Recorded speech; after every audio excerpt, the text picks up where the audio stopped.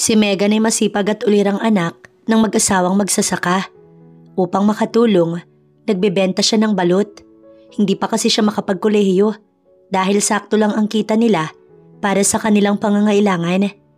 Ngunit dahil sa pagkakaligtas niya sa anak ng bilyonaryong si Mr. Protasio, ay mabibigyan siya ng oportunidad na makapagtrabaho sa mag-ama.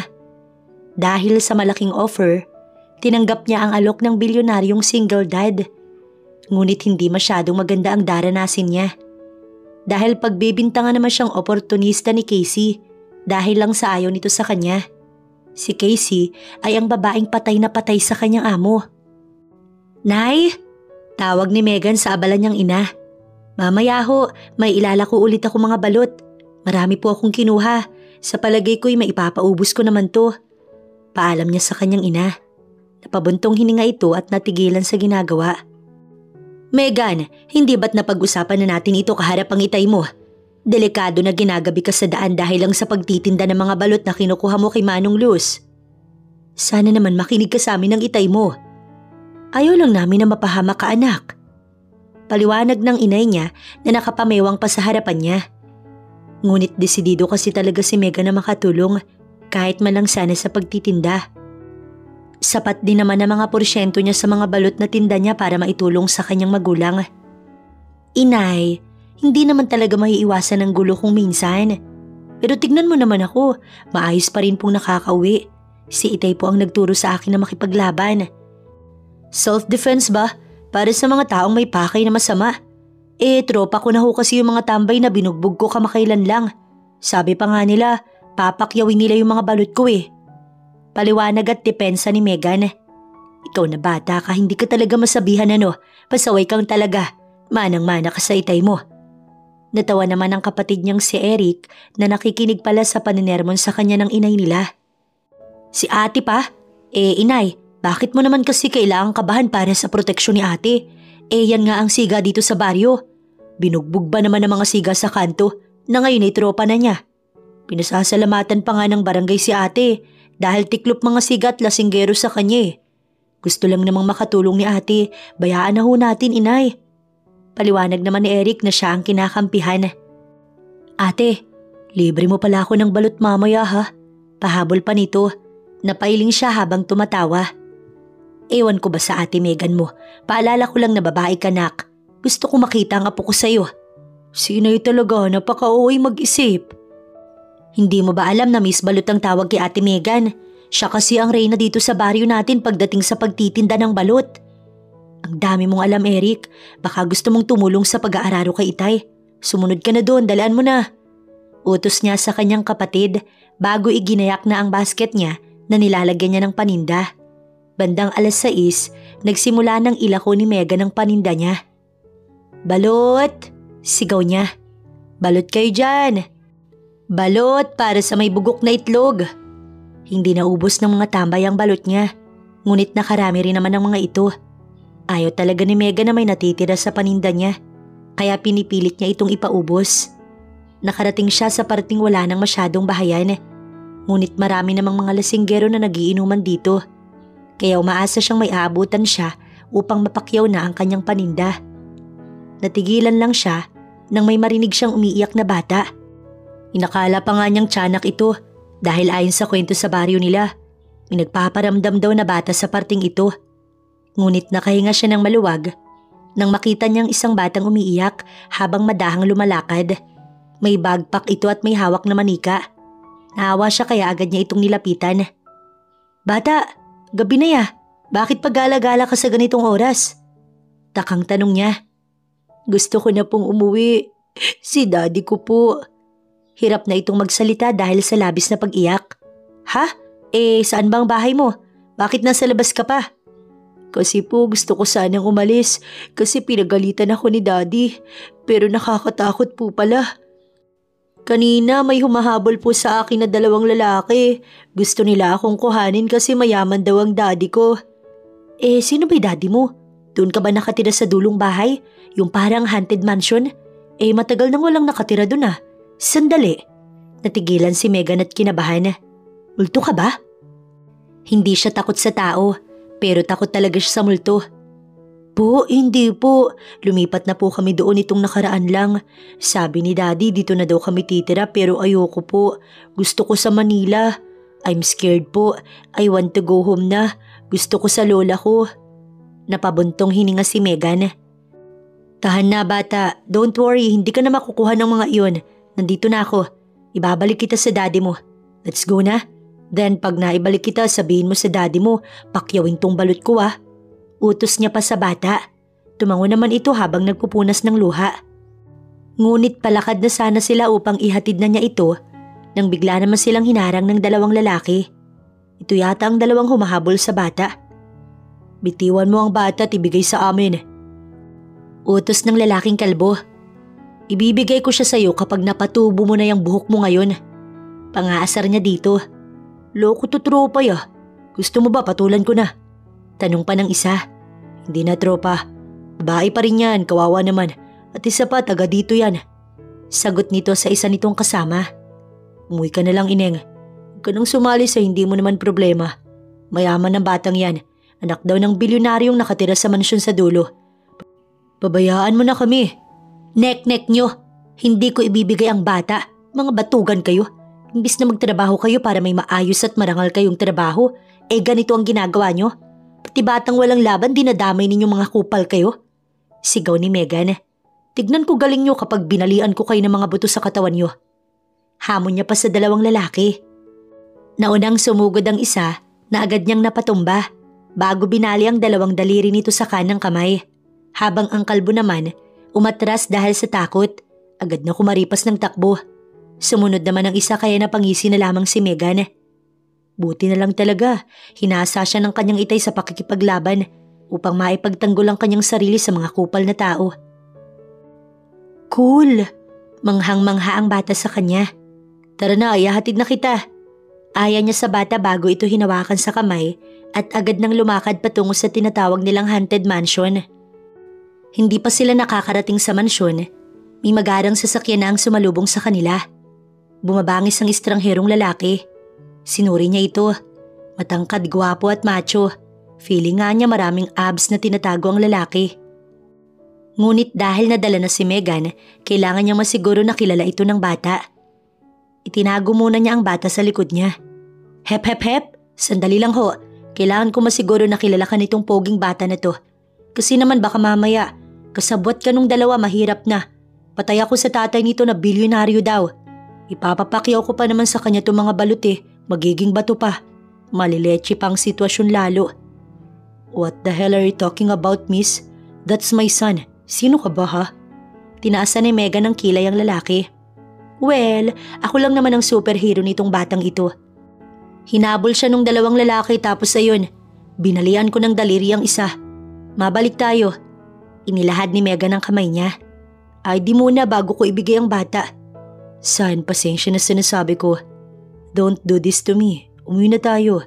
Kanina pa ako nag-aalala sa'yo. No talking sir. Sa ngayon takot pa ang bata. Labas mo ng ID mo tapos itatanong ko kung kilala ka talaga niya. Buisit? Bulong ng lalaki. Buisit ka rin no? Pinoprotektahan ko lang tong bata. Madaming kupal sa lugar na to. Wala na akong tiwala. At oo, taga dito ako kaya nasasabi ko to. Why would I need to do that? Anak ko nga ang batang yan. Malaki kasi ang tampo niya sa akin Napagalitan ko kasi siya. Pwede bang ibigay mo na siya sa akin? Kanina pa ako halos mamatay sa pag-aalala ko sa anak ko. Sinuri ito ng tingin ni Megan. Weh, tingin nga yung mukha ng nag-aalala. Parang chill ka nga lang. Dapat may luha, diba? Kasi maiiyak ka talaga kapag nawawala ang anak mo Nanonood ako ng K-drama kaya may pinagbabasihan ako. Napabuntong hininga si Megan bago pumantay sa bata. Daddy mo ba talaga siya? Nandito ako kaya wag kang matakot na magsumbong sa akin kung hindi mo siya daddy. Kargo na kita ngayon bata. Daddy ko po siya. Nagtatampo lang kasi po talaga ako. Sagot nito bago napayuko. Mariing napapikit si Megan. Bakit naman hindi mo sinabi agad? Bulilyaso na pamamakyaw sa balot ko. Pasaway kang bata ka. Naiiling na tumayo si Megan at humarap sa ama ng bata. Palabiro talaga ako Ikinagagala kong makilala ka. Ikaw pala yung daddy nitong... Pinutol siya nito. I told you, pinahiya mo lang ang sarili mo. Nathaniel, let's go home. Time for bed. Bukas na kita kakausapin tungkol sa ginawa mong paglalayas. Sabi na nga ba't magiging bato ang balot sana niyang mapapakyaw? Bakit naman kasi sobra siya kung kumilatis? Napailing na lamang si Megan. Bata, sumunod ka na sa daddy mo. Pasok na. Sa susunod na ulitin mong lumayas ka, baka mapahamak ka na talaga. Kasi sinuwerte ka lang talaga na nakita kita eh. Pwede po bang dito ka na lang sa amin? Kasi sobrang cool mo po eh. Nakahanap na po ako ng magtatanggol sa akin. Humihikbi ang bata. Nakakaawa talagang mayaman pero malungkot ang buhay. Buti na lang talaga mahirap man siya. Masigla at masaya naman ang kanyang buhay. Nathaniel, hindi mo siya kilala. Ano bang sinabi ko sa iyo ha? Sabi ko, don't talk to the people that you don't know, diba? Pero mabait siya, daddy. She's so cool. Nilabanan niya yung dalawang lalaki and then binali niya yung daliri nung isa. Daddy, I want her. I don't like Tita Casey to be my bantay. Siya ang gusto ko, daddy. Pamimilit ni Nathaniel sa ama nitong kala mo pinaglihi sa sama ng loob dahil hindi man lang ito magpasalamat sa kanya na niligtas nito ang anak niya. Pasok na sa kotse, Nathaniel. Utos nito sa bata na umiiyak na naman. Napabuntong hininga si Megan. Ang sama mo naman sa anak mo. Masyado kang malupit sa kanya.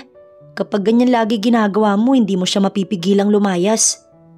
Hindi mo kilala ang anak ko. At wala kang alam sa buhay namin. So stop making comments kung paano ko dapat maging ama sa anak ko. Sino ka ba? Tindera ka lang naman ng balot. You're nothing but a poor... Sinipa ito ni Megan bago pa siya nito tuluyang mainsulto. Gago ka palang lalaki ka eh. Wala kang pinagkaiba sa mga kupal na nakalaban ko kanina. Salamat ka hindi kita sinipa sa betlog at little bird mo. Little bird kasi maliit. Salamat ka nakita ko yung anak mo kaya naibalik siya sa'yo kasi kung hindi, napahamak na siya dahil sa kapabayaan mo. Naalagaan mo ba talaga siya? Kasi kung oo, hindi sana siya makakalayas. Hindi porkit mayaman ka, may karapatan ka ng insultuhin ako ha? Mayos ka, papatulan kita. Natahimik ang lalaki. Pinapainit nito ang ulo niya. Nathaniel, pakabait ka ha? Tung daddy mo, wag mong gayahin kasi kupal to. Bilin pa niya sa bata bagong umiti dito. Tahan na. Eto, balot pala, masarap to. Tikman mo mamaya pag nakauwi ka na ha? Tumahan ng bata. Umalis na si Megan at hindi na lumingon pa. Sa inis, dumiretso na siya ng uwi dahil wala na rin namang papakyaw sa tinda niya. Samantala si Alejandro naman ay inis na inis dahil sa amaso ng babae na nagbunga nga sa kanya ngayon lang. Nak, galit ka pa ba? Tanong niya nang makarating na sila sa bahay. Hawak pa rin ni Nathaniel ang balot na ibinigay ng babaeng Amazona. I hate you. Hindi ka man lang nagpasalamat sa kanya sa pagtulong niya sa akin. Sana pinakyaw mo man lang yung balot na tinda niya kasi gusto na niyang makauwi eh. Kailangan niya yung maubos. Lumuluha ang anak niya. Kailangan niya yun, nakakaawa siya. She's kind and cool. Siya ang gusto kong magbantay sa akin, hindi si Tita Casey. Napabuntong hininga si Alejandro. Paano ba niya mapapalaki ng maayos ang anak niya kung ngayon pa lang hindi na sila magkasundo? Sinikatan na ng araw si Megan sa higaan. Ngunit ayaw pa rin niyang bumangon. Masama ang loob niya kagabi pa. Masakit ang pangiinsultong tinamo niya sa ama ng batang iniligtas niya. Hindi talaga patas ang mayayaman. Ito ang naisigaw ni Megan sa kanyang isipan. Inis na inis siya na hindi man lang niya nakuha ang pasasalamat na deserve niyang matanggap mula sa demonyitong lalaki na yun. At isa pa, tagos sa buto ang sinabi nito. Isa siyang isang mahirap na... Doon na kasi naputol eh. Hindi na tuloy niya nalaman ang nais nitong sabihin. Ate, anong drama mo? Sila inay at itay nag-aalala na. Kasi ngayon ka lang daw tinanghali. Tapos yung balot na inilalako mo nasa lamesa lang. Bumangon si Megan sa kama. Alam mo na bang may nakatira na sa haunted mansion na kinatatakutan? Tanong niya sa kanyang nakababatang kapatid imbis na sumagot sa tanong nito.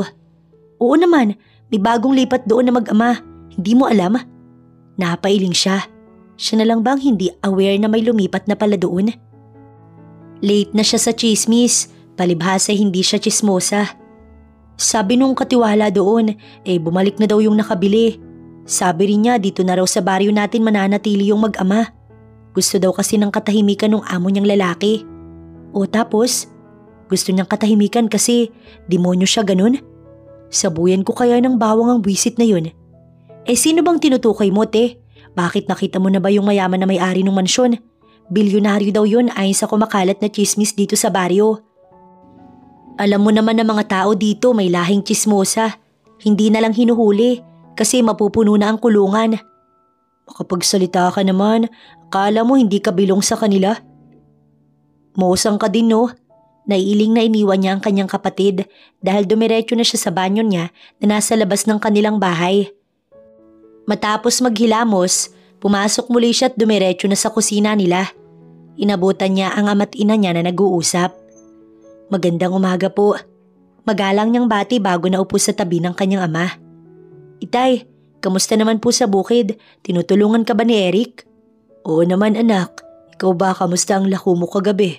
Nasabi sa akin ng inay mo na ayaw mong paawat sa paglalako mo ng balot. Opo, sayang din po kasi. Napaiwas ng tingin si Megan. Galit ka ba, tay? Sorry na po, gusto ko lang naman talagang makatulong. Nilalambing na naman ni Megan ang ama niya upang hindi na ito magalit na sinuway niya ang bili nito. May magagawa pa ba ako? Ayaw mo namang magpaawat, basta'y mag-iingat ka. Umiwas ka na sa gulo dahil babae ka anak. Hindi ugali ng babae ang maging basagulera. Hindi kita tinuruan upang makipag-away lang na makipag-away. Umagang-umaga, sermon ang inabot niya. Sila naman ho ang lumalapit sa akin, hindi po ako. Dumedepensa lang naman po ako, itay. Sila ang may kasalanan, hindi po ako. Paliwanag ni Megan upang idepensa sa sermon ng itay niya. Sige na, mag-almusal ka na. Si Manang Luz mo, tinatanong ka. Ang sabi ko, baka puyat ka dahil anong oras ka nang umuwi.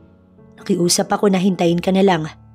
Oo nga po, napuyat po ako Napakamot pa sa batok si Megan.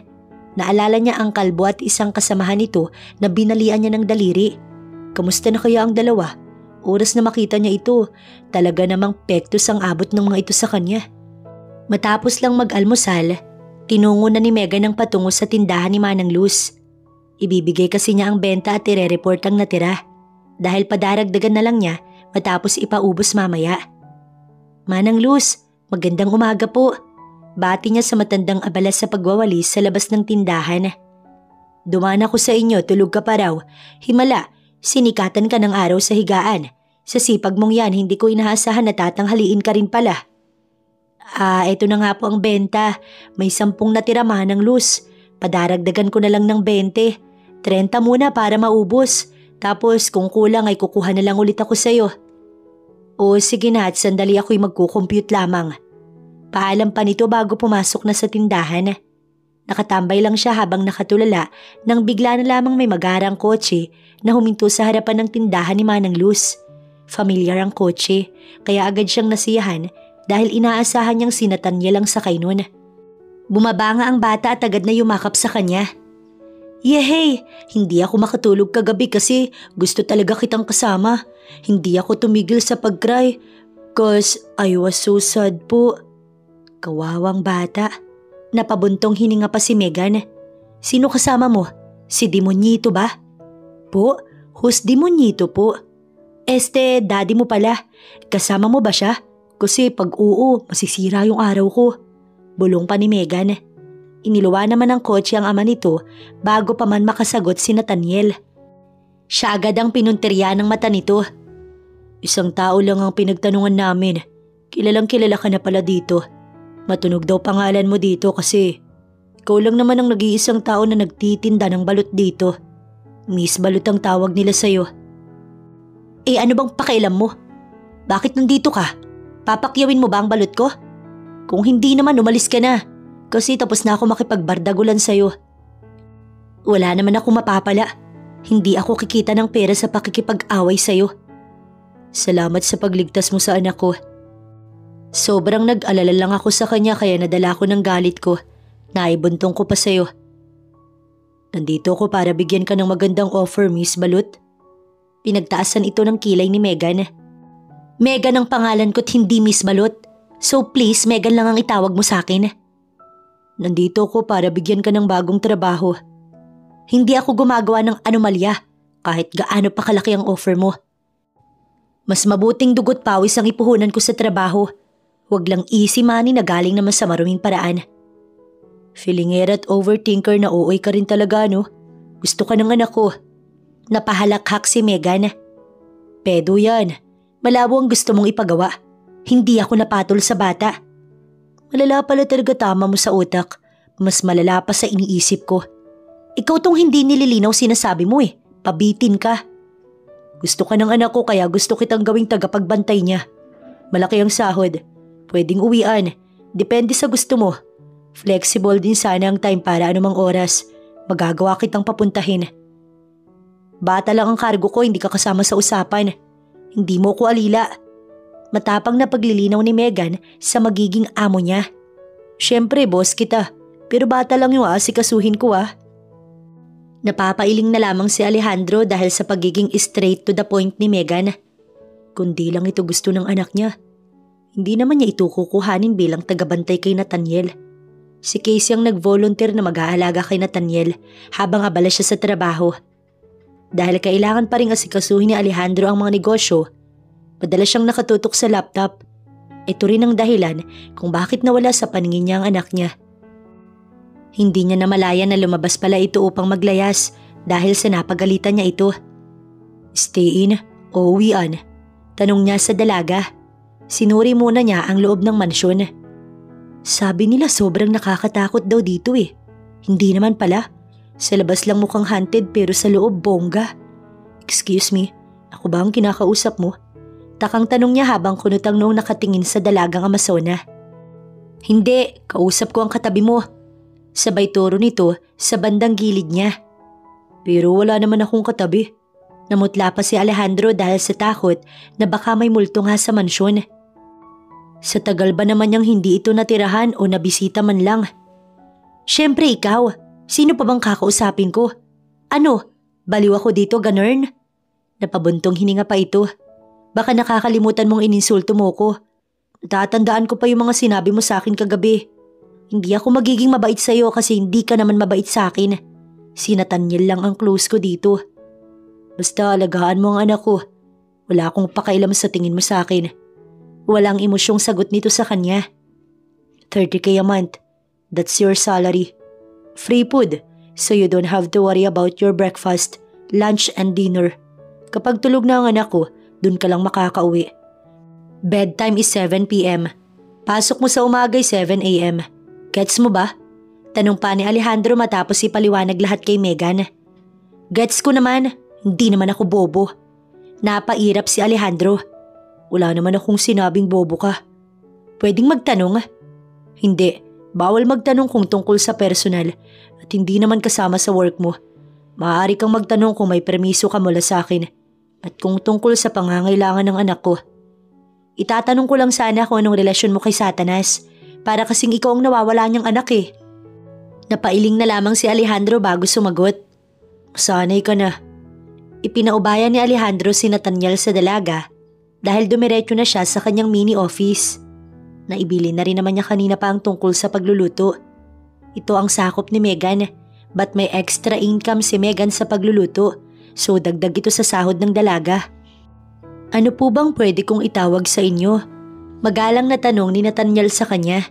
Napaisip si Megan. Yaya? Nani? Ate? Hindi rin kasi siya sigurado. Tita Megan po kaya? Tanong ng bata. Sus, mamaya sabihin ng daddy mo feelingera ako, tagabantay lang naman ako. Gusto ko po kasi na maging mas close tayong dalawa. Gusto ko po kayong maging asawa ni daddy. Sa tingin ko, matutuwa si mami na kulang napili ko para maging wife ulit ni daddy. Napakunot ang noo ni Megan. Bakit? Muslim ba ang daddy mo? Kasi sa Muslim, pwede silang mag-asawa kahit ilan, di ba? So, Muslim kayo? Takang tanong ni Megan. Po, hindi po. Si mami po kasi, dead na po. Napaawang ang labi ni Megan sa sinabi ng bata. Naawa tuloy siya bigla sa bata. Kaya naman pala hirap ang ama nito kasi walang katuwang. Matagal na bang wala ang mami mo? Ayos lang kung ayaw mong sagutin, hindi mo naman kailangang sumagot. Hindi ko na po siya nakita Sabi po ni Lola nahirapan po si mami na ipanganak ako at binawian po siya ng buhay. Iyak daw po ng iyak si daddy. kasi walang magawa daddy ko dahil ako po yung pinili ni mami. Tapos sinaaway ko pa siya at sinabihan kong hindi siya mabuti sa'yo. Bulong ni Megan dahil sobra siyang na-guilty. Pero ayos na po si daddy. Si Tita Casey nga po palagi siyang nakadikit sa daddy ko.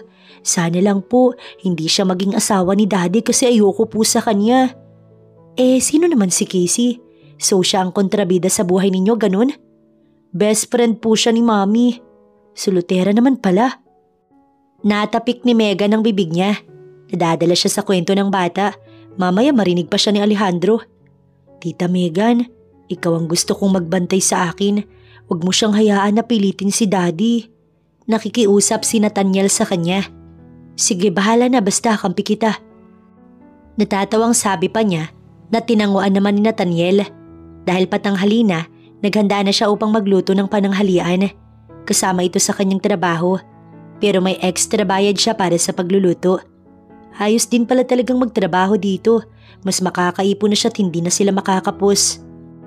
Habang pinalalambot ang karne ng baka, nakipaglaro na muna siya kay Nathaniel. Ngunit natigilan lang siya nang may mag-doorbell. Nilabas niya upang alamin kung sino. Bumungad ang mapusturang babae pagbukas niya ng pinto. Sino ho sila? Takang tanong niya. Tinasan siya nito ng kilay. Ikaw ang sino? Bakit may nakapasok na hampas lupa dito? Nakakahiya naman sa mukha mong mukhang clown. Ganti niya sa panglalait nito. Hindi mo kilala ang kinakausap mo. Umayos ka. Ikaw ang umayos dahil ikaw ang nagsimula sa ating dalawa. Hindi ako basta pumasok lang dito. Dito ako nagtatrabaho. So bago ka pala. Let me guess. Labandera ka, no? Laitan ba to? Sige, pagbibigyan kita. Let me guess. Pakarat ka, no? Bakit naman siya magpapaapi sa mas mukhang kalait-lait pa sa kanya? How dare you? Dinuro siya nito habang galit na galit. Ewan ko sa'yo, lelang mo. Pakaarte mong babae ka. Tinatanong ka lang kung sino ka. Alangan namang magpapasok agad ako. Wala namang bili ng boss ko. Boba ka rin eh. Guard, may balo dito. Naiinis na sigaw pa niya bago ito sinaraduhan ng pinto. Natawa siya. Wala nga palang guard sa mansyon. Pabalik na sana siya sa kusina nang biglang bumaba si Alejandro. Pinagbuksan nito ng pinto ang maarting babae at rinig na rinig niya ang pagsusumbong nito kay Alejandro. That stupid woman! Dinuro siya ni Casey. Ang hampas lupa na yan, sinabihan ba naman akong mukhang clown at pakarat daw ako? My gosh! Alejandro, hindi ko nga alam ang ibig sabihin ng pakarat eh. Umiiyak pa si Casey kahit na parang peke lang naman ang luha. Tanggal na ba ako? Sige, uwi na ako. Inunahan na ni Megan ang amo niyang lalaki. Wala akong sinabi, Megan. Hindi mo dapat ginawa yun kay Casey. Family friend namin ng family niya. So hindi na iba si Casey. Sana tinawag mo na lang ako upang… Pinutol niya si Alejandro. Sandali lang, teka nga. Bakit parang kasalanan ko pa ngayon?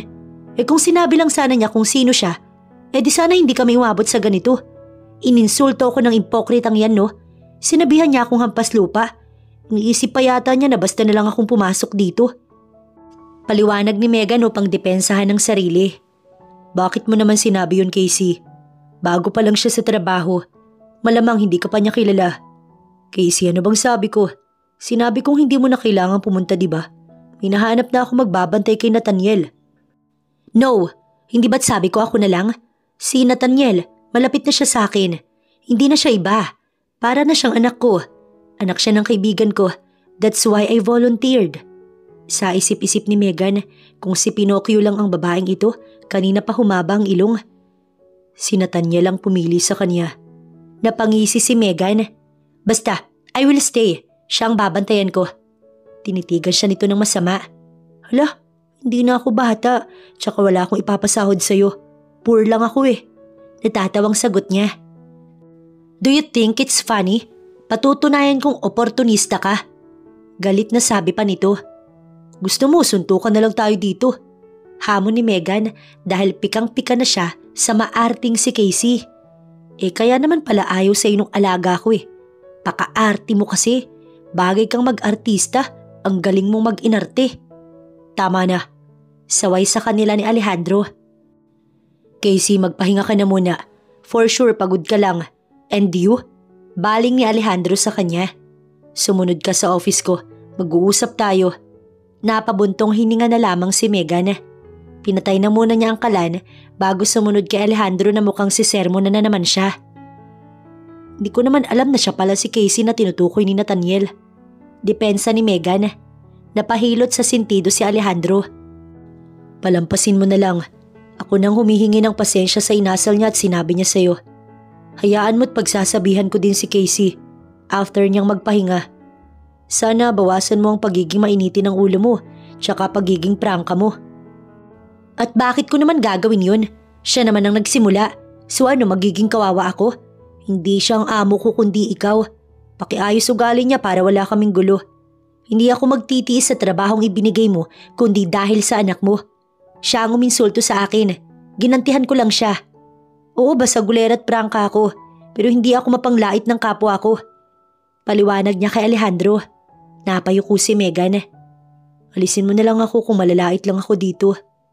Don't worry, kakausapin ko din siya. Palampasin mo na lang muna sana ito, Megan. Kailangan ka ng anak ko. Ayokong malungkot siya kapag umalis ka. Hindi ko alam kung bakit sobrang nalapit siya sa'yo pero sana manatili ka pa rin. Hindi ako aalis. Malulungkot si Nathaniel. Hindi ko matitiis yung bata. Lalo't wala naman siyang ibang nakakausap dito kundi ako lang. Lumabas na si Megan sa office at dumiretso na sa kusina upang ipagpatuloy ang niluluto. Nakita niya si Nathaniel na hinihintay na pala siya. San ka po galing, tita? Kinausap lang ako ni daddy mo. Nathaniel, nandyan na tita Casey mo. Baka magalit yun kapag nalaman na tita rin ang tawag mo sa akin. Bulong pa niya sa bata. Wala naman pong masama. Tita na po kita, please po. Bahala na, rambol kung rambol. Naiiling na bulong na lamang niya. O sige na, maupo ka na. Iluluto ko lang tong baka. Sumunod naman si Nathaniel sa kanya. Matapos magluto, ipinatawag niya na si Alejandro at si Casey upang magtanghalian ang mga ito. Pansin pa rin niya ang pasimpleng pag-irap ni Casey sa kanya. Tita Megan, bakit hindi ka pa po sumabay? Tanong ni Nathaniel bago binitiwan ang kutsara at hindi kumain. Tita Megan? Nathaniel, she's not your tita. Ako lang ang tita mo, remember? Eat na, susubuan na kita. Nakangiti si Casey na inaamo ang bata. I want Tita Megan, she's my tita na rin. Masama po ba? Siya ang superhero ko, she's cool. Diba, Dad? Napasulyap si Megan kay Alejandro. Yeah, she's cool. Sige na, Megan, sumabay ka na. Bumaling ito kay Casey. Enough. Saway niya dito. Mapangasar niyang tinignan si Casey bago tumabi kay Nathaniel. Bakit kasi sa dami ng tao na pwede mong kuhanin bilang tagapagbantay sa anak mo, yung iskwami pa? Pasimpleng pasaring pa ni Casey. Sino bang asal iskwami dito? Madalas kung sino pang nakapagtapos at may pinag-aralan, siya pang walang respeto sa kapwa niya. Ang daming ganyan, minsan nga kaharap mo na. Tinitigan niya si Casey. Hindi ako oportunista. Maayos ako nagtatrabaho dahil hindi ko naman matitiis si Nathaniel. Napangiti ang bata nang marinig ang pangalan nito na kanyang binanggit. Hindi na kumibo si Casey dahil tinignan ito ng masama ni Alejandro. Kapwa sila natigilan dahil nasa harapan nga naman nila ang pagkain pero inuuna nila ang pag-aaway. Out na ni Megan, hindi naman siya nahirapan na mapatulog si Nathaniel dahil sumusunod dito sa kanya. Ihahatid na kita, baka mapahamak ka pa. Alok ni Alejandro sa kanya nang makita siya nitong palabas na. Hindi na, sila ang mapapahamak sa akin. Basta gulera ako, diba? Si OA na lang at tupagin mo. Silos na silos sa ganda ko eh. Natatawang pasaring pa niya nang masulyapan si Casey na pinagmamasdan sila. Don't mind her. Protective lang siya to the point na OA na nga. In fairness sa'yo may character development ka na. Sumasabay ka na sa humor ko eh. Natatawang sabi pa niya bago tuluyan ng lumakad palabas. Normal na ang pasaring ni Casey kay Megan segundo. Nakasanayan na lang din niya. Madalas pinapalagpas na niya dahil mas nasisihan siya na alagaan si Nathaniel kaysa sirain ang araw niya sa maarting si Casey. Daddy, hindi po ba tayo magse-celebrate ng birthday mo? Napasulyap si Megan kay Alejandro na wala pa ring kibot na katutok lang sa laptop. Daddy, malungkot ang bata nang lapitan niya ito. Nathaniel, busy ang daddy mo. Mamaya siguro pag natapos na siya. Pinutol siya ni Alejandro. Hindi ako magse-celebrate kahit matapos man ako ng maaga dito. Walang dapat kasi Sapat ng buhay ako, Nathaniel. Are you not happy with that? Pero gusto ko sanang mag-swimming tayo sa falls. Naikwento po ni Tita Megan na maganda ang falls nito. Magandang mag-picnic. Kahit sana simpleng celebration lang, Daddy. Basta kasama kita, happy na po ako. Bakit ba kasi kung ano-anong sinasabi mo sa bata, Megan? Inis na tanong ni Alejandro. Naikuyom ni Megan ang kamao niya. Pigil na pigil siyang bigwasan ng kanyang amo. Ganyan talaga kapag oportunista at bida-bida. Nilalason lang niyang isip ng anak mo Careful kasi, Megan. Hindi porket sumusunod sa'yo si Nathaniel, dapat sumunod na rin sa'yo si Alejandro. Look at yourself. Sino ka ba dito? Isa pang salita mo, basag ang ngipin mo. Banta niya bago inilayo na si Nathaniel. Did you hear that? She's unbelievable. Walang modo. Narinig pa niya ang pagsusumbong ni Casey sa kupal niyang amo. Galit siya kay Alejandro. Sinasaktan lang nito ang damdamin ng bata Maaari naman niyang kausapin si Nathaniel kung ayaw talaga nitong mag-celebrate. Pero mas pinipiling tong pahirapan ng damdamin ng anak nito. Naiinis na talaga siya. Bibinggo na talaga si Alejandro sa kanya. Palagay ko, kakampihan ako ng mami mo kapag binigwasan ko yung daddy mo Bulong pa ni Megan bago napabuntong hininga. Nathaniel, kung ayaw niyang mag-celebrate, hayaan mo na lang siya, matanda na ang daddy mo. Hayaan mo, nandito naman ako at hindi kita iiwanan. Hindi ko naman na magagawang iwan ka kasi para akong naging dalagang ina. Pakiramdam ko nga anak na kita pero hindi kita inaagaw sa mami mo ha. Natawa pa si Megan. Masaya po si mami for sure. Salamat po kasi totoong mahal mo ko. Si Tita Casey kasi, si daddy lang ang mahal niya. Alam ko naman na kaya lang niya ako gustong alagaan kasi si daddy lang ang dahilan. Hindi talaga niya ako gusto. Narinig ko siya na naiinis siya sa akin kaya ayoko rin sa kanya. Pakarat talagang buwisit na yun Bayaan mo, hindi kita ibibigay sa kanya. Daraan muna siya sa akin bago kanya masaktan. Pangako niya sa bata bago ito niyakap. Napakatindi ng buwisit na yun, Alejandro. Hindi pa rin matigil sa pagsusumbong si Casey. Napabuntong hininga siya bago sinarado ang laptop. Bakit ba kasi sumasabat ka sa usapan na hindi naman ikaw ang kinakausap? Tigilan mong ugaliin na palaging manghimasok sa buhay namin. Hinahayaan lang kita pero hindi rin naman tamang insultuhin mo siya. Inaalagaan niya ang anak ko at yun ang importante. Bakit ako ba? Alejandro, nandito ako since day one. Ano ko dito, hangin? Hangin ba ako sa'yo? Handa kong alagaan ang anak mo. He's important to me also. We both know kung ano lang naman talaga ang gusto mo. Hindi ko kaya, Casey. Best friend ka ng yumao kong asawa. Hindi mawawala ang respeto ko sa kanya. Matagal na siyang patay. Ako yung nandito sa tabi mo palagi. I'm willing to give up everything for you, Alejandro. Hindi ko magagawang palitan ng pagmamahal na inalay niya. Pero kaya kong ibigay yung buong buhay ko para sa'yo. Bakit napakasama mo sa akin? Ilang taon na akong umaasa. Tumigil ka na. Saway niya kay Casey. Bakit ang buwisit na babaeng yun? Hinahayaan mong sabihan ka ng kung ano-ano. Bakit pag ako palagi mong sinasaway? Sobrang unfair mo. Kaya napakatapang ng hampas lupang yun kasi hinahayaan mo siya. Obvious naman na oportunista siya at nilalaso niya ang utak ng anak mo. I said enough. Malakas na sigaw ni Alejandro na ikinatigil ni Casey. Umiiyak na tumakbo ito patungo sa silid nito. Mariing napapikit si Alejandro. Hanggang ngayon ay umaasa pa rin si Casey na bibigyan niya ito ng chance. Ngunit hindi niya magagawa yun. Mataas ang respeto niya sa kanyang yumaong asawa. At kung mag-aasawa man ulit siya, hindi si Casey ang taong yun. Lumabas na muna si Alejandro upang magpahangin. Nakita niya si Megan na nililibang ang anak niya. May hinuhuli silang tutubi at tuwang-tuwa si Nathaniel. Pinagmamasdan niya ang dalawa na mukhang mag-ina. Paniguradong nangungulila si Nathaniel sa ina nito. Kaya ganun na lamang ang takot nitong mawala si Megan sa tabi nito. Sa tingin kasi niya, napupunan ni Megan ang pagmamahal ng isang ina na hindi naranasan ng anak niya. Napasulyap sa kanya si Megan.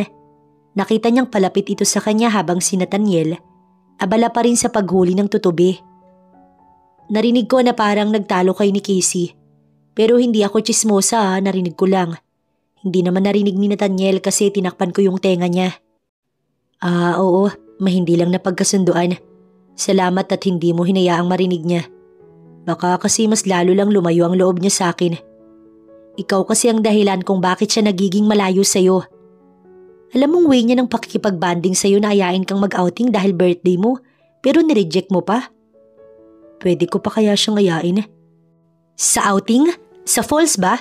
Sus, mamaya umangal na naman ang lintang nakadikit sa'yo, mahirap na. Don't worry, ako nang bahala kay Casey. Gayak mo na mga kailangan at magsaswimming tayo. Kita niyang napangiti si Megan. Masayang ibinalita ni Megan kay Nathaniel na magsaswimming sila sa falls. Grabe din ang tuwa nito tagad na gumayak.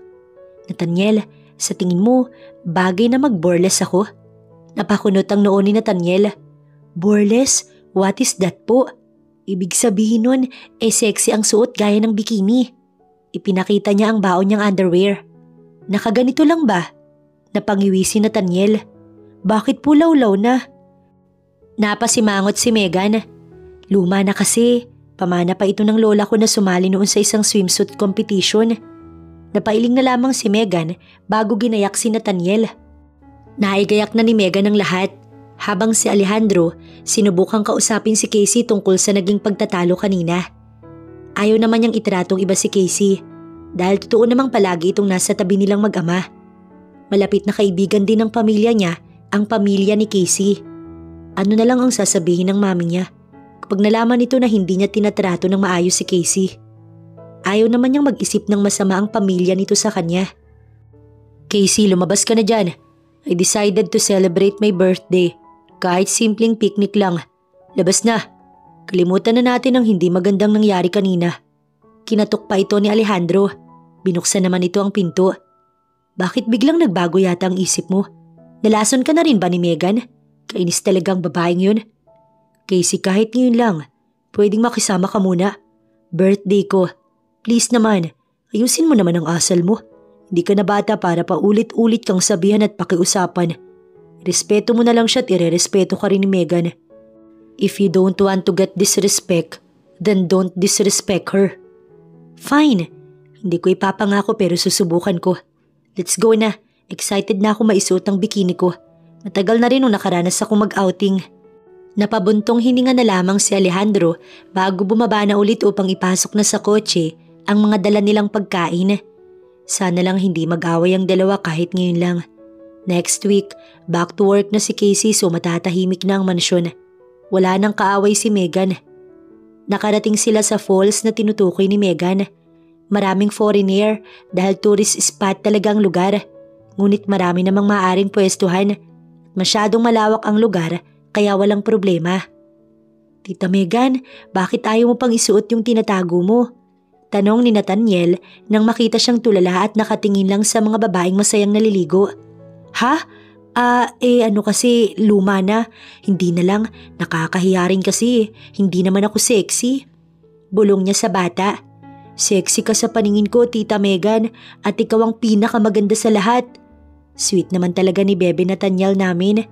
Natawa na lamang siya bago nagpatuloy sa pagluluto. Nakita niya si Casey na proud, ibandera ang katawan nito. Well, maganda naman kasi talaga. Si Alejandro naman ay bigla siyang nilapitan. Sige na, maligo ka na. Ako na ang bahala dito. Wala akong balak maligo. Dito na lang kami ni Nathaniel. Di ba Nathaniel? Pinayagan ka ni Daddy. Sige na po Tita Megan. Maligo ka na rin. Sabi mo di ba ginamit yun ng lola mo sa swimsuit competition? Sige na po. Nakita niyang natawa si Alejandro. Balak mong magbikini? Huwag mong ipahiya ang sarili mo. Ayos na ang suot mo, maligo ka na. Mas lalo ko nawala ng gana. Inis niyang sagot bago nag-focus sa kanyang iniihaw. Bakit? Gusto mong i-motivate kita? Why would I do that? Close ba tayo? Natatawang tanong pa nito. Sino ba itong panay kausap sa akin? Nakakahiya naman ho pala no? Sarkastikong saad niya. Maligo ka na.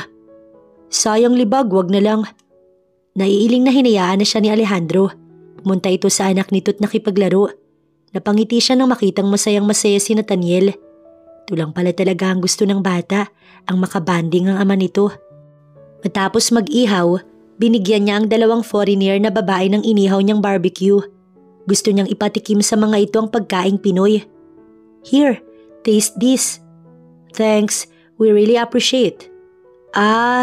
Napakamot si Megan sa batok. Do you have extra underwear and bra? Kinapala na ni Megan ang mukha niya kahit nahihiya siya. Panay kasi ang tingin ni Casey sa kanya na para bang inaasar siya nito. Yeah, here, take this.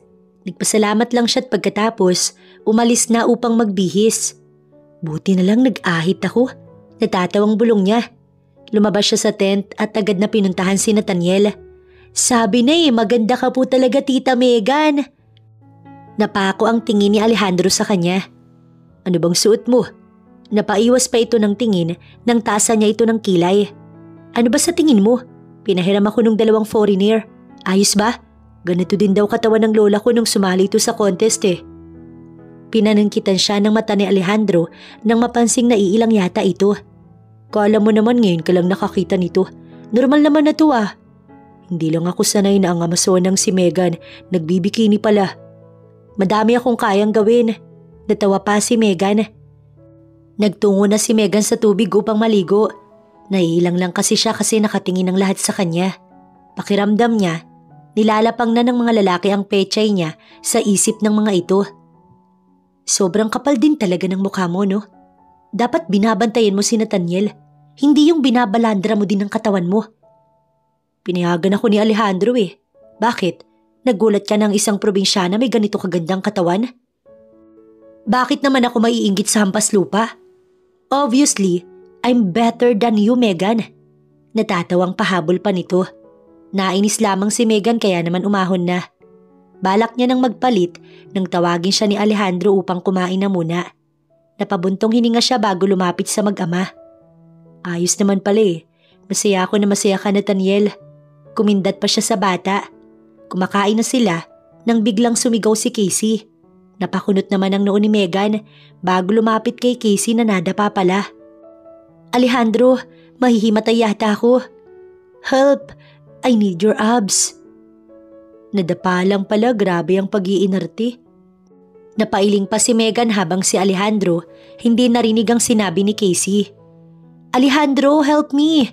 Ikaw ang kailangan ko. Pagsusumamo pa nito habang si Megan nakangiwi kay Casey. Nilapitan niya si Casey bago pa man makalapit si Alejandro at binulungan niya ito.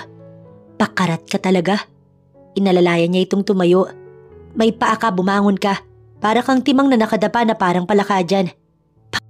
Paki mo ba? Ikaw ba si Alejandro? Inis nitong sagot. I need your abs pa daw Kumbaga, kapag 50-50 na ang buhay mo, sandata ni Alejandro ang kailangan mo, ganun? Mayos ka nga parang hindi ka babae. Kaya ka nasasabihang pakarat Naiiling na tinalikuran na ito ni Megan. Bakit galit na naman si Casey? Takang tanong ni Alejandro nang makitang padabog na naupo si Casey. Hindi niya masyadong napansin ang dalawa dahil may ipinakita si Nathaniel sa kanya kaya nawala ng atensyon niya nung sumigaw si Casey. Iniisip niyang pinuntahan naman ito ni Megan at baka nag-iinarte lang talaga ito. Hindi ko alam, sagot ni Megan. Napaiwas pa ito ng tingin. Dumiretso na ito sa tent upang magbihis. Nilalamig na daw kasi ito at naiilang na sa suot nito. Napabuntong hininga naman si Alejandro. Hindi niya inaasahang maganda pala ang katawan ni Megan at talaga namang nakakaakit. Ngunit hindi siya maaaring maakit. Sa dami ng babae, bakit sa Amazona pa, diba? Kinukumbinsi ni Alejandro ang sarili niya na wala lang ang nararamdaman niya kanina. Nabigla lang siguro talaga siya. Hindi ka pa magpapalit? Baling niya kay Casey. Naiinis ako sa baing yun, panira ng moment. Reklamo na naman ni Casey. Hindi ka naman natuwa sa kanya since day 1. Naiiling na saad niya bago pinagpatuloy na ang pagkain nila ni Nathaniel. Dalaan mo na, Megan, at ituloy mo na ang pagkain mo. Wika pa niya sa dalaga. Ako, gutom na din ako, no? Maktol pa ni Casey. You're not a baby, Casey. Magsandok ka, wala sa akin ang kaldero. Buisit! Wika na lang nito. Hindi niya na pinansin ang minamaktol ni Casey. Bandang hapon ay umuwi na sila dahil ayaw gabihin ni Alejandro. May mga gagawin pa siya. Tulog na si Nathaniel? Tanong niya nang makitang pababa na si Megan. All goods na. Pagod kasi kaya hindi na nahirapang matulog. Sagot nito habang naka-thumbs up. Nailuto ko ng dinner niyo Kumain na ba kayo? Tanong pa ni Megan. No, busog pa ako. Ikaw kumain ka na muna bago ka umuwi. Alok niya sa dalaga. Hindi na, mas gusto ko ang gulay ni inay. Miss ko na silang kasabay kumain. Napatitig si Alejandro sa dalaga. Pumasok naman kasi bigla sa isipan niya ang magandang katawan nito kanina. Bakit ka nakatitig? May bala kang masama no? Ano namang tingin mo sa akin? Manyakol? Naiinis na tanong niya bago ito inirapan. Ihahatid na kita. Masyado nang malalim ang gabi. Kaya ko namang umuwi. Hindi ako natatakot. Babae ka pa rin. Kailangan mo pa rin ng proteksyon kahit na isa kang matapang na babae. Kinuha lamang ni Alejandro ang susi bago lumabas na. Nakita niya si Megan na nasa labas na. Binuksan niya ang pinto ng kotse at pinapasok si Megan. Baka sa mata nito ang pagod, hindi man ito sabihin. Gisingin na lang kita kapag nasa bahay na ninyo. Bakit parang ang bait mo? Misapi ka ba? May masamang elemento bang sumapi sa'yo? Nakakatakot Sabi mo, may character development na ako. Ikaw lang naman ang nakahawa sa akin. Natatawa ako sa humor mo. Tapos sexy pa no? Yeah, hindi naman maikakaila kahit sabihin kong hindi. Natatawang sagot niya. Nakita mo lang sexy kong katawan, bigla kang umamo. Baka kapag pechay ko na nakita mo, sambahin mo na ako. Natatawang biro pa ni Megan. Pero syempre hindi naman ako uhaw sa lalaki at hindi ako gaya ni Casey, so hindi mangyayari yun. Inuunahan na kita kasi overthinker talaga ako Ito ang naipamana sa akin ng inay kong OA. Hindi maalat ang type ko, may taste naman ako. Aminado si Megan na masakit pero slight lang. Sinabihan na naman kasi siyang maalat. Ano bang tingin nito sa kanya? Nakatira sa dagat? Paano mo nasabing maalat ako? Sakit mo namang magsalita. Inirapan niya si Alejandro. May taste din naman ako Dito na lang ako. Natanaw na kasi ni Megan ang kanilang bahay. Parang may bisita kayo Napansin din ni Megan na may bisita nga yata sila dahil maingay sa loob. Pasok na ako, salamat sa paghatid. No problem. Tinalikuran niya na ito ngunit tinawag muli siya ni Alejandro. Megan. Salamat. Salamat sa payo mo. You really made my day today. Nakangiting sabi ni Alejandro. Nagulat si Megan kasi ngayon lang niya nakitang umiti si Alejandro. Sinampal ni Megan ang sarili niya dahil ba na-estatwa siya dahil lang dun. Baliw ka na Megan, ano bang iniisip mo? Naiiling na wika pa niya sa kanyang sarili bago pumasok na sa loob ng bahay. Inabutan niya ang itay niya at ang kumpare nito na nagiinuman. Mano po itay? Pagbibigay niyang galang, ganun din sa kumpare nito. Overtime ka? Dapat kanina ka pa nakauwi Sinay mo nakatulog na sa paghihintay sa'yo. Pasensya na po itay, hindi ko lang po kasi maiwan yung bata agad. Sige na kumain ka na, hindi ka na namin nahintay anak, pasensya na. Gusto mo bang initin ko ang ulam mo? Po, hindi na po tay. Itay, isang bote lang ho. Matulog na po kayo pagkatapos niyan. Paalala niya sa kanyang ama. Oo naman anak ko, bukas may handaan dito. Anibersaryo namin ng inay mo. Imbitahan mo ang amo mo baka nais nilang matikman ang luto ng inay mo. Anyaya pa ng ama niya kila Alejandro. Subukan ko po itay, busy po kasi ang amo ko at seryosong tao po yun. Walang oras sa mga banding-banding. Maayos naman ba ang trabaho mo sa mansyon? Kapag nahihirapan ka o kaya hindi maganda ang trato sa'yo doon, tumigil ka na. Ayoko minamaliit ka ng kahit na sino. Maayos naman po itay. Ikaw ang nagturo sa aking lumaban kaya wala pong nakakainsulto sa akin. Hindi po ako papayag. Hindi na kumain si Megan dahil wala naman na siyang kasabay. Dumiretso na siya sa kanyang silid upang magpahinga. Maaga na naman kasi siya bukas upang asikasuhin si Nathaniel. At buti nga hindi pa nag-aaral ang bata. Next year pa daw ito maaaring mag-enroll. Next year, kung tatagal man siya bilang tagapagbantay nito, magiging multitasking na talaga si Megan. Good morning Nathaniel. Good morning po. Morning din sa'yo. Bati niya kay Casey na wala na naman sa mood. Walang maganda sa umaga ko dahil ikaw ang nakikita ko. Nirapan siya nito bago sila iniwan ni Nathaniel. Napahagik-gik si Nathaniel habang si Megan kibit-balikat na lamang. Ang daddy mo, nasa room po niya. O sige, sandali lang.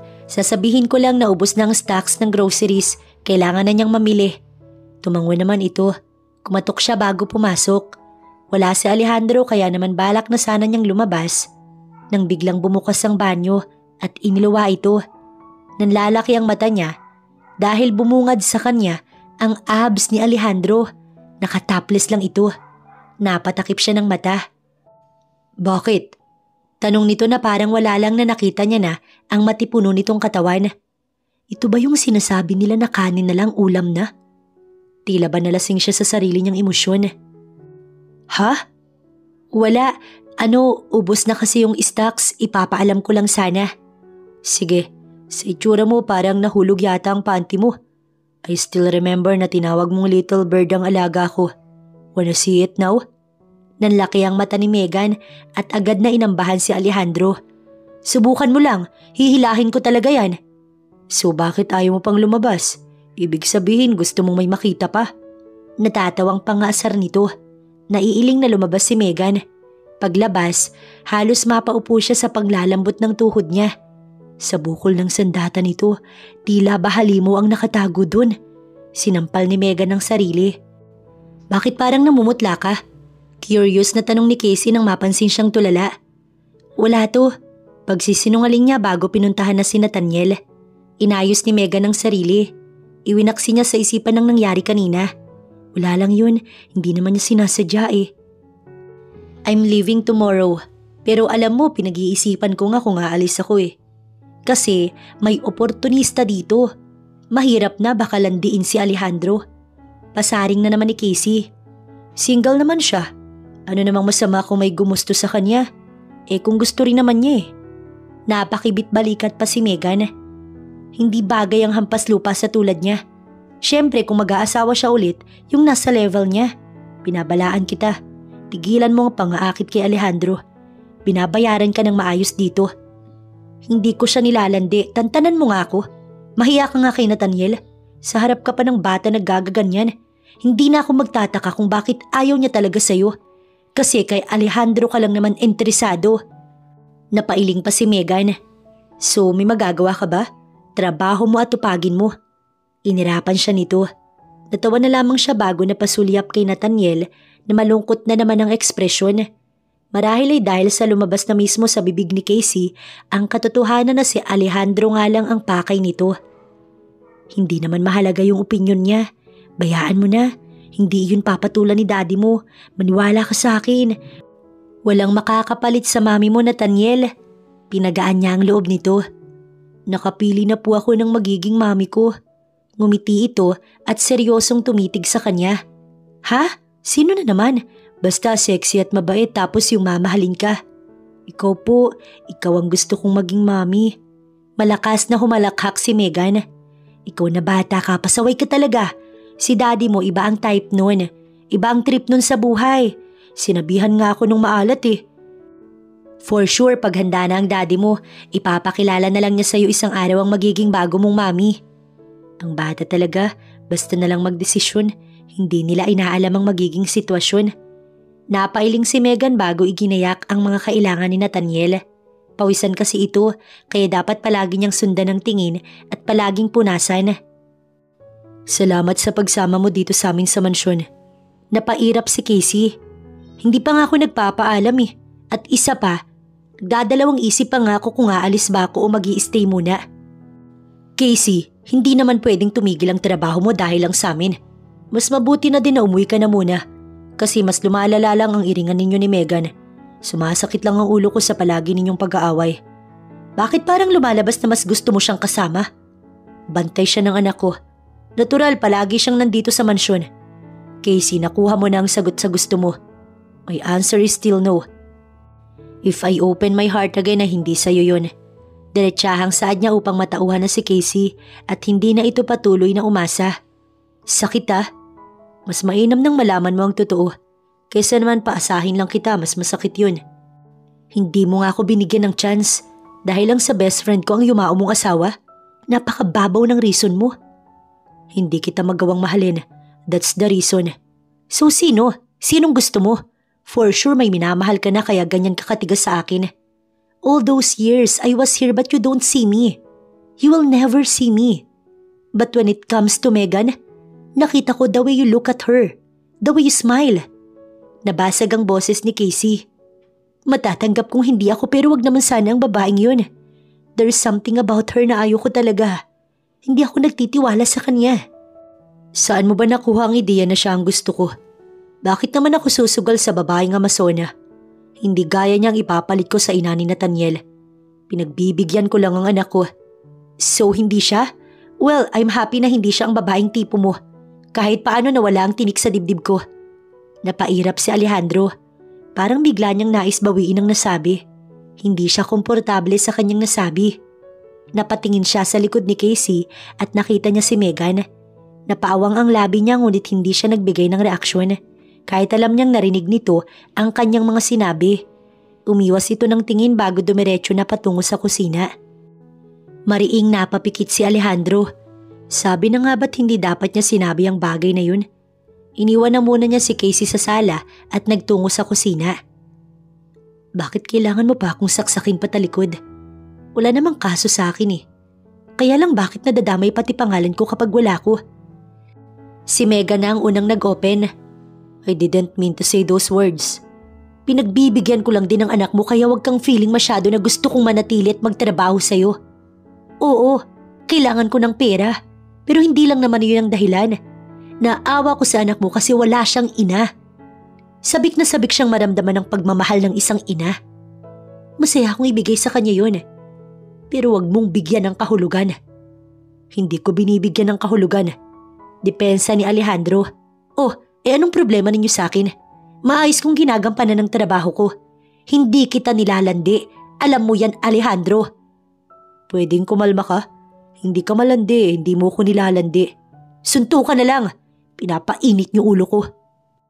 Imbis na mainis ay natatawa pa si Alejandro dahil sa pagiging Amazona at straightforward ni Megan. Bakit tumatawa ka dyan? Wala, ano lang kasi ang cute mo. Pambihirang buhay to. Seryoso yung tao dito nagpapaliwanag. Are you guys fighting? Bigla na lamang sumulpot si Nathaniel. Ha?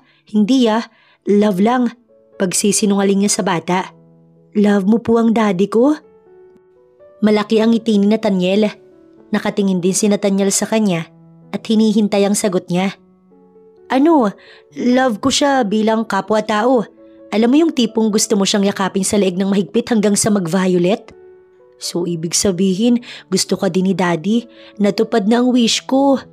Napabuntong hininga si Megan. Hindi makatulog si Megan.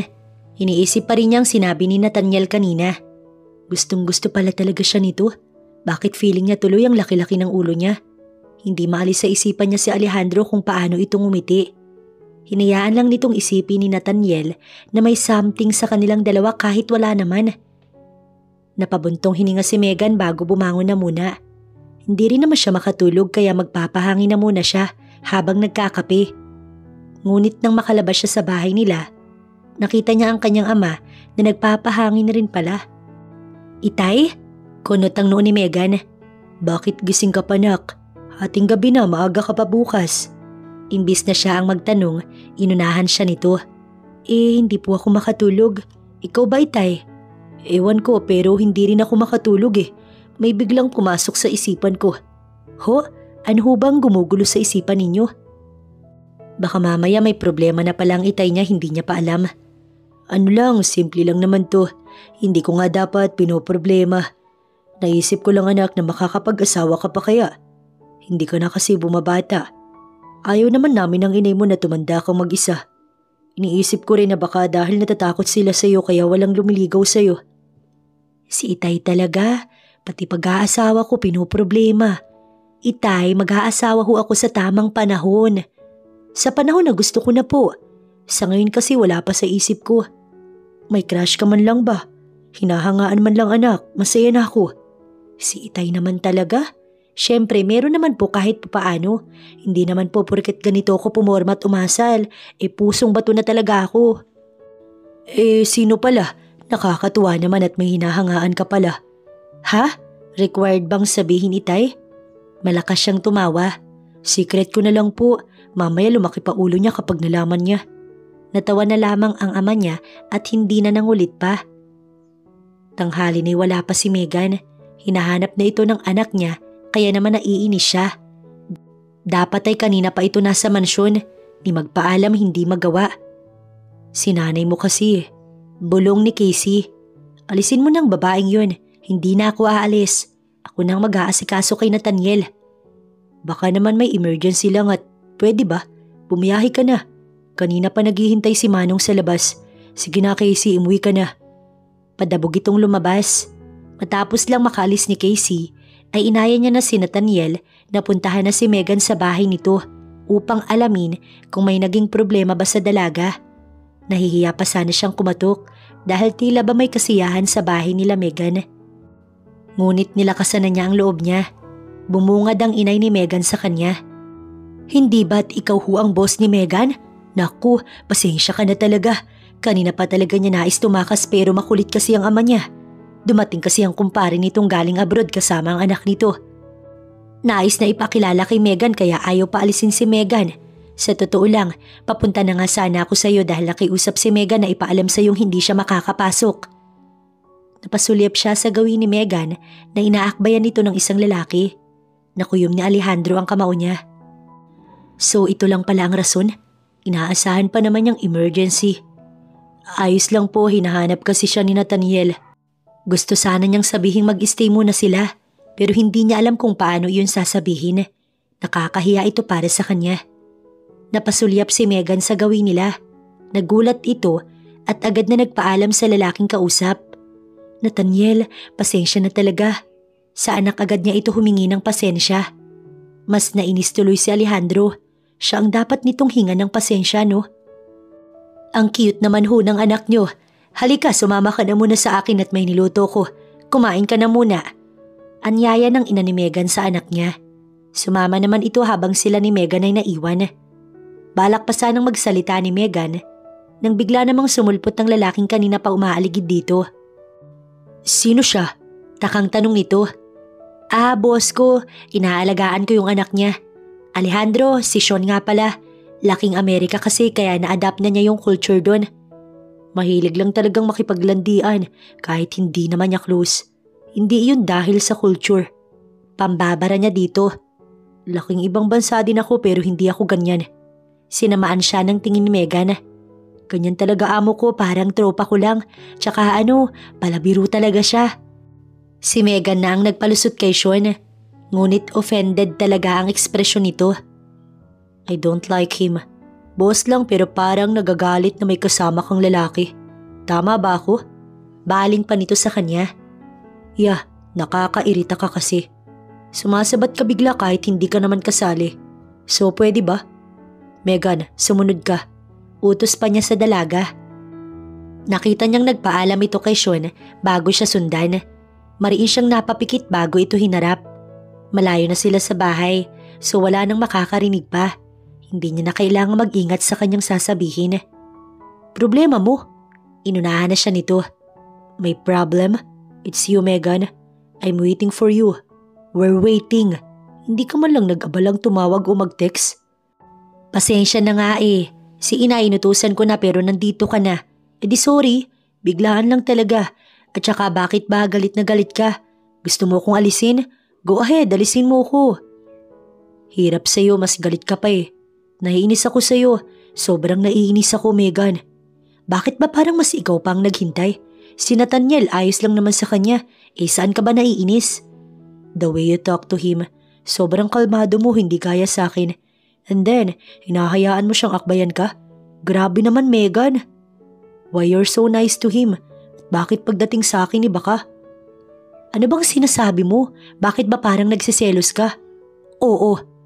Mahinang napamura si Alejandro dahil nadulas siya. Well, nasabi na niya bakit pa siya magsisinungaling. Gusto kita. Mahal na nga kita Simula nung nakita ko kung paano mo alagaan at mahalin ang anak ko. Nakuha mo na rin ang puso ko. Magnanakaw ka. Bintang pa niya nang bigla siya nitong sapakin. Magnanakaw kasi ng puso. Sapo ni Alejandro ang panga niya.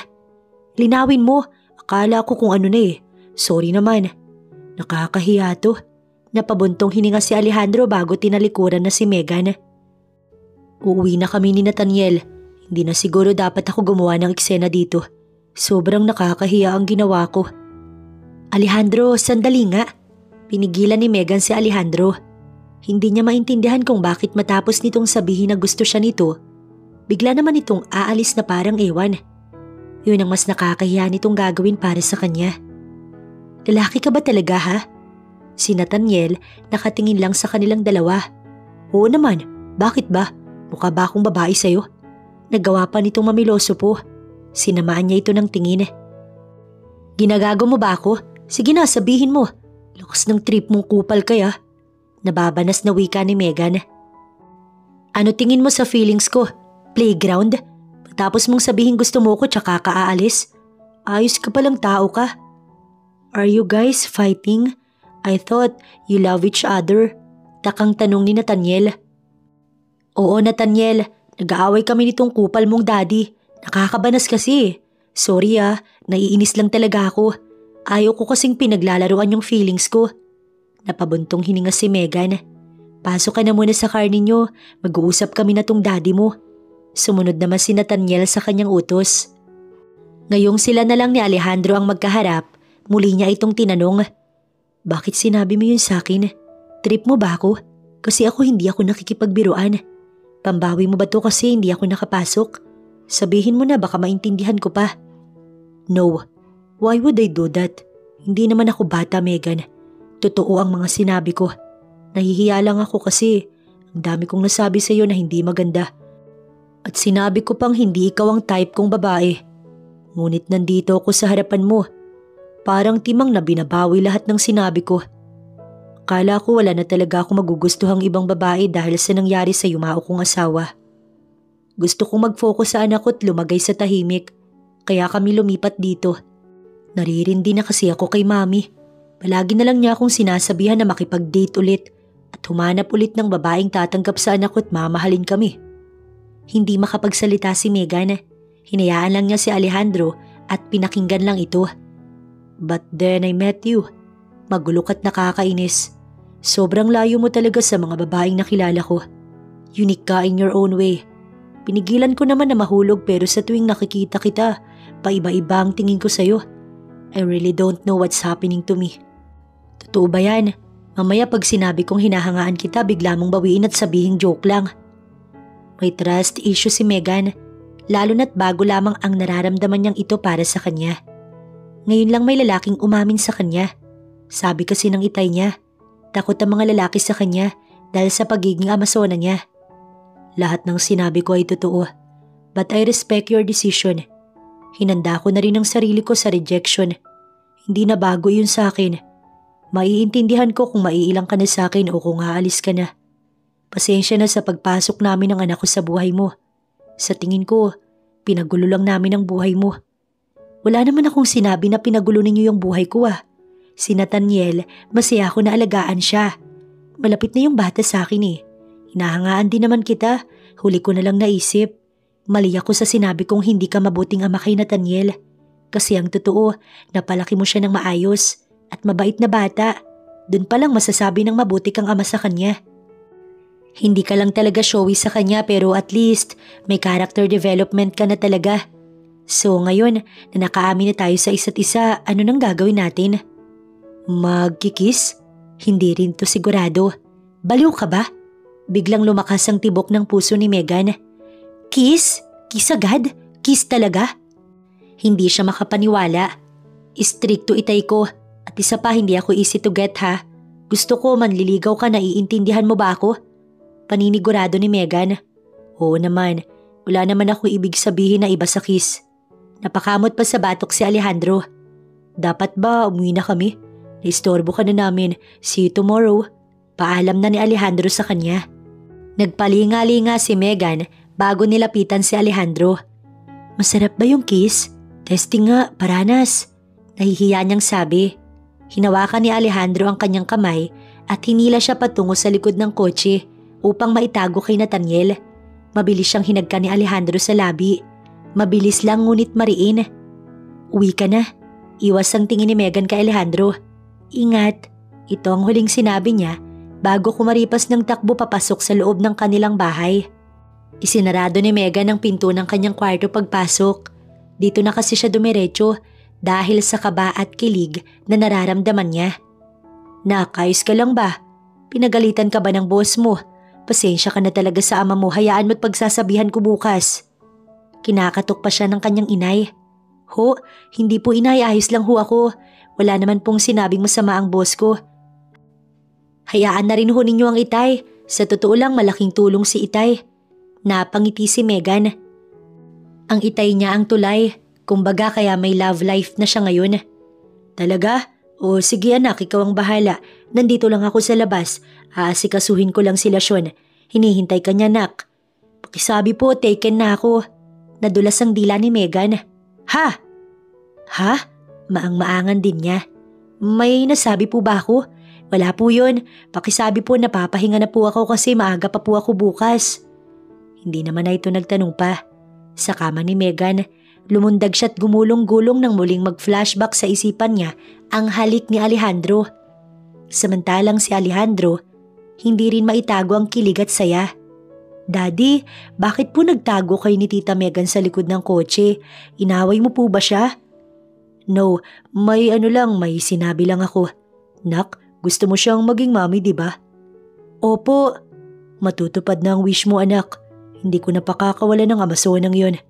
Natatawang saad pa niya bago muling kinilig. Ano ka mo? Hindi makapaniwala ang itay at inay ni Megan. Maging si Eric nga na kapatid niya, hirap siyang paniwalaan. Gusto nitong humalakak ng tawa. Nakikita niya iyon. Pigil na pigil lang ito kasi seryoso siya at halatang blooming. Tila ba ayaw nitong sirain ang moment niya ng pagsasabi sa magulang nila na may napupusuan na siya at balak nitong siya'y ligawan. Ngunit nang sinabi kasi niya kung sino, tila ayaw maniwala ng mga ito. Nasobrahan lang daw siya sa kape. Itay, totoo po yung sinasabi ko. Sinasabi ko na to agad bago pa man siya pumunta dito para magpakilala. Kasi ayokong tsaka lang ninyo siya makikilala kapag nandito na siya. Maganda na yung advance ako, diba? Manliligaw pa lang po siya kasi yun naman ang dapat eh. Mahal ko din naman po siya. Ayoko lang maging easy to get na nabubuka ka na lang at basta magpapakanton. Kanton? Kunot ang noon ng kanyang ama. Itay, ang ibig sabihin ng kanton ay yung katulad ng paggawa ninyo sa amin. Romansa po ang tinutukoy niya. Masyado kasing bulgar pag sinabi niya ang salitang yon. Si Eric ang nagpaliwanag. Napangiti siya sa kanyang kapatid. Ganun ba? Di ba may anak yon? Single dad ba ka mo? Iha, sigurado ka ba? Hindi biro ang pinapasok mo, Megan. Dalaga siya tapos siya'y amo mo't may anak na. Sigurado kang aayon sa inyo lahat. Mamaya yan ang dahilan ng pag-aaway ninyo. Ako bilang ama mo ayokong agrabyado ang anak ko. Hindi ko iniisip ang kalungkutan ng isang tao. Pero kung ikaw ang magiging kawawa, wag na lang. Wala akong pakailam kahit mas mayaman pa siya sa buong mundo. Hindi pera ang makakapagpabago sa isipan ko. Hindi kayo mapapalitan ng pera dahil mga anak ko kayo at mahal na mahal ko kayong dalawa. Paninindigan ng kanyang ama. Itay, napalapit na po sa akin ng bata. Sa totoo lang para ko na nga siyang anak. Alam mo yung pakiramdam na nag-aalala ka sa anak mo? Ganun ang nararamdaman ko, inay. Sobrang nasasaktan ako na hindi man lang niya nakasama ang tunay niyang ina. Di ko din naman mapapalitan ng mami niya. Pero pinapangako ko sa mami niya na mamahalin ko si Nathaniel. Ituturing ko siyang tunay kong anak. Anak, basta kung saan ka masaya. Wala naman kaming karapatan na bawalan ka. Nasa tamang edad ka na rin naman na para hadlangan ka pa namin. Sinasabi lang ng itay mo na baka sa desisyon mong papasukin mo, masaktan ka lang. Sa amin ay okay siya. Ikaw ba sa mga magulang niya? Ayaw mag-isip ni Megan ng negative, kaya hindi pa iyon sumagi sa kanyang isipan.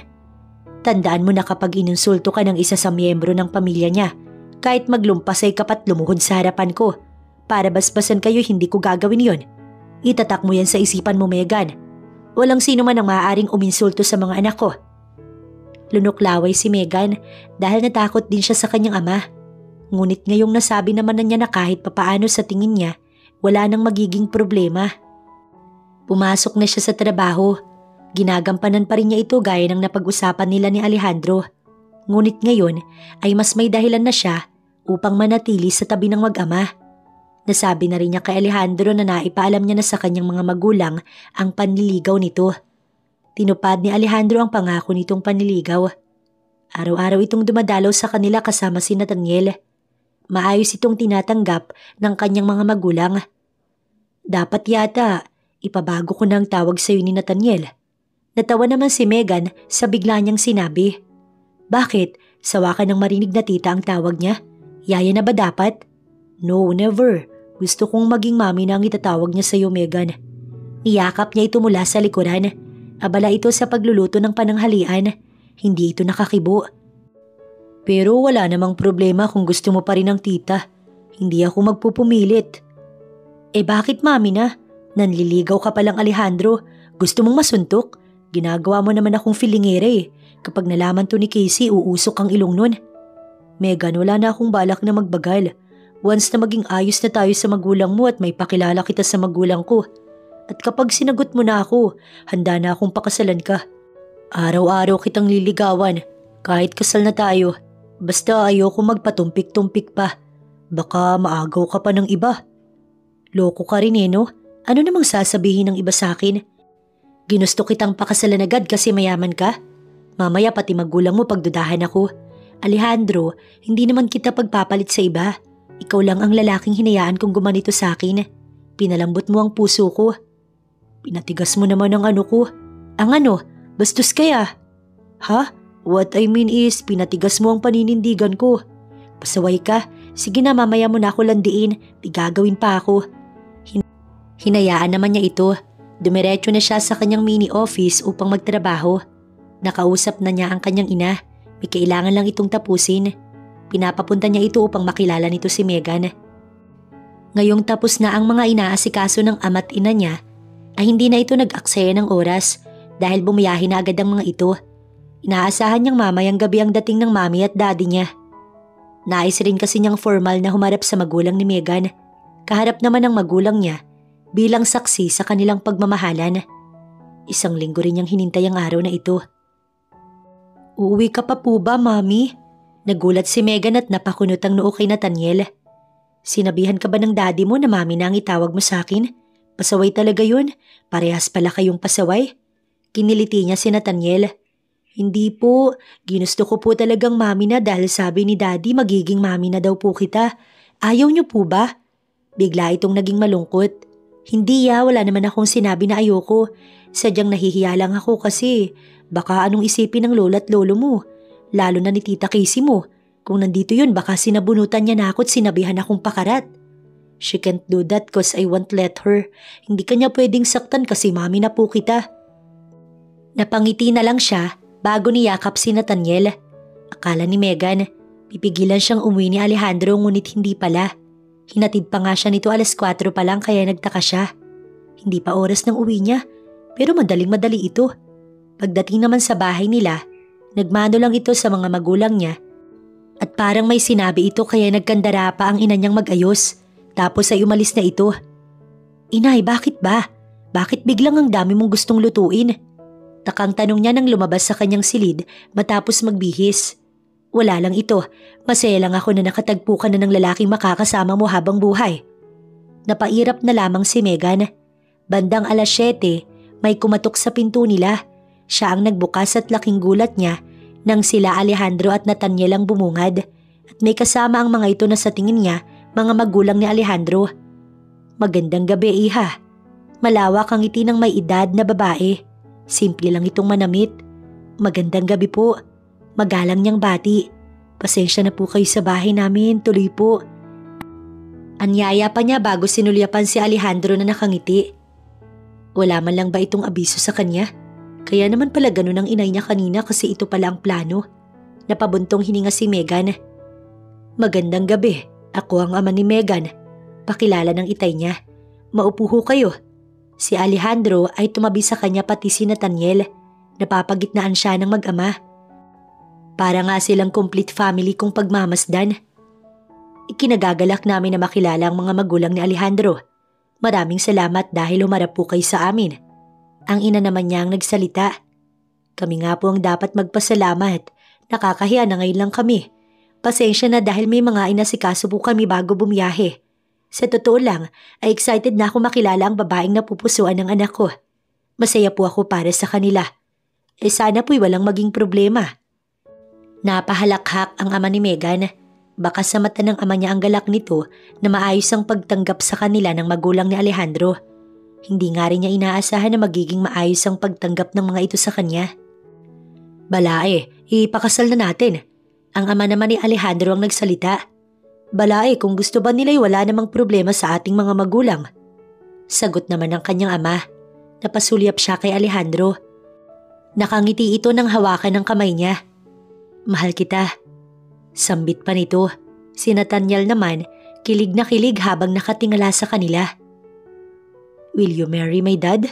Ito ang nagtanong. Natigilan ang mga magulang nila habang nakatingin sa kanila at mukhang hinihintay din ang sagot niya. Oo naman, masaya akong maging parte ng buhay ninyong mag-ama. Sagot niya kaya naman mas lalong naggalak ang lahat. Lalong-lalo na si Alejandro na atat na talagang pakasalan siya. Matapos ang maayos na pag-uusap, inihanda na ng mga magulang nila ang kanilang kasal. Wala namang pinagsisisihan si Megan na pumayag siyang magpakasal kay Alejandro.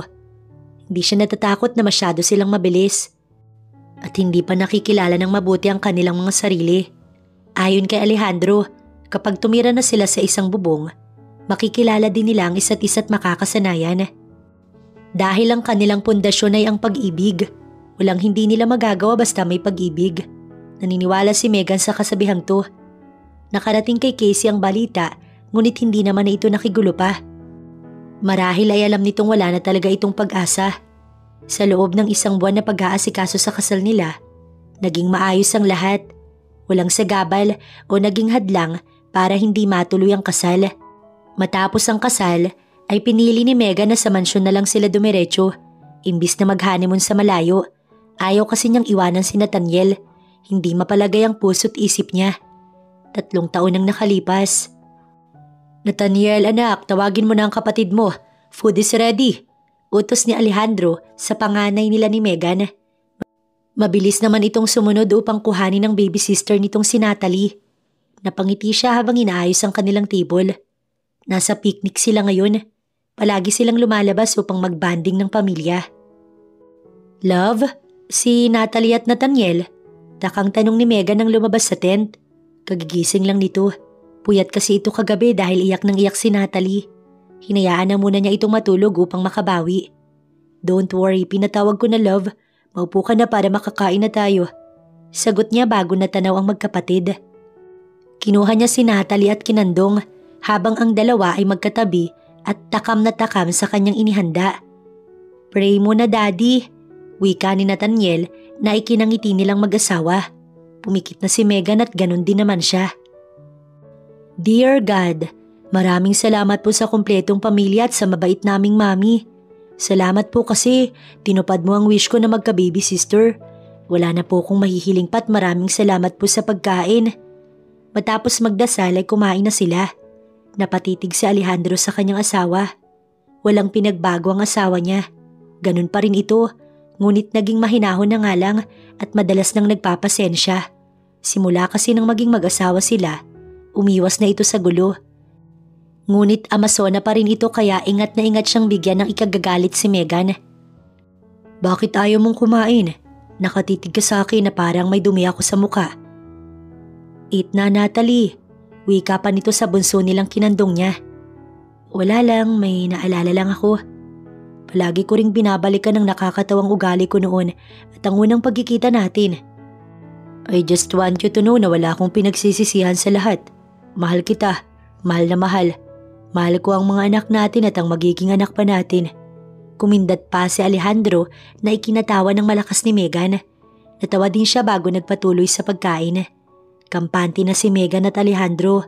Sapat na ang pamilya nila upang maging masaya silang dalawa habang sila'y nabubuhay.